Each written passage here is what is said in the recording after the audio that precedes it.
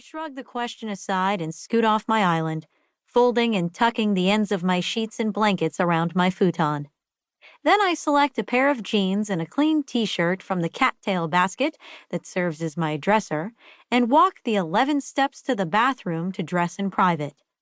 I comb my long brown hair, separate it into 3 equal parts, and weave it into a tight braid down my back.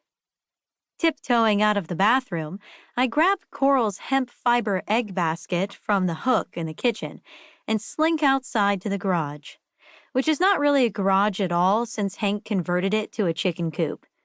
There's 144 by 240 inches of private living space for his flock of 3. 9 futon islands could fit in here with space left over. I've done the calculations. Livy, Divvy, and Belivy, the white leghorn poultry triplets, strut around the straw-lined garage floor.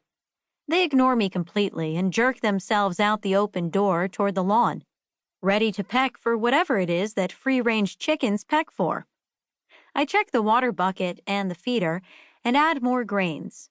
But as I move toward their nesting boxes to collect the 3 fresh eggs, I hear a soft clucking. There, perching on a roost, is another chicken. "Who are you?" I ask, which is a ridiculous question to pose to a nearly brainless animal. I step back to check out this strange fowl. She's not a white leghorn. Deep red and brown feathers cover her rather skinny body.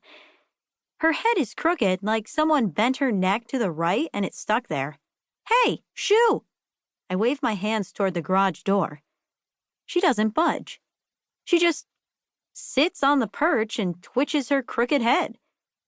I reach for an egg, keeping my eye on the strange hen. She keeps clucking, looking at me with glazed eyes. "You don't belong here." And then, just as I stand up straight, the squatting fowl launches herself off the roost right toward my face. Her wings flap twice, swatting me in the forehead. Ah!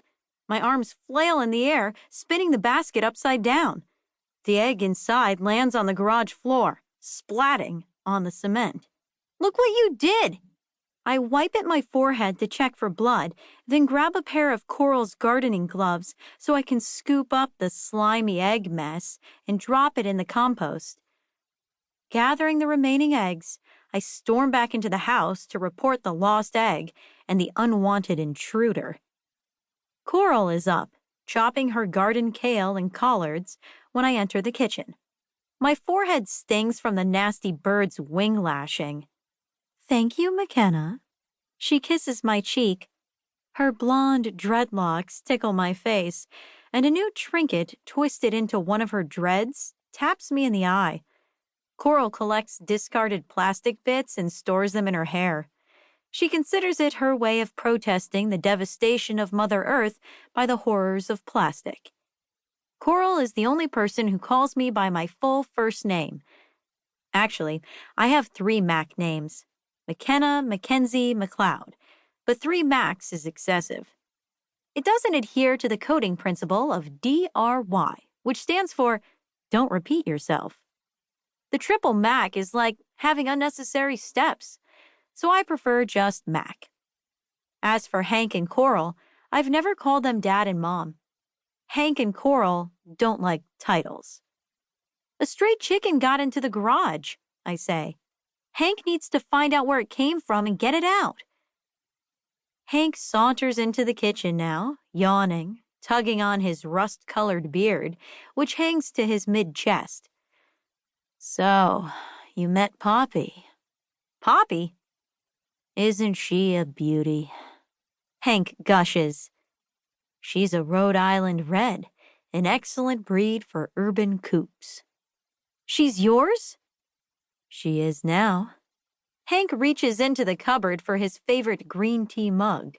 But you can't keep her. The City of Portland chicken ordinance clearly states that you can only keep 3 or fewer chickens on your property unless you get a permit." Hank laughs. "Oh, I don't think I need a permit, Mac." "Yes, you do. Those are the rules. You could get a citation." Why did I always have to explain things like this to my parents? "I'm not worried about a citation.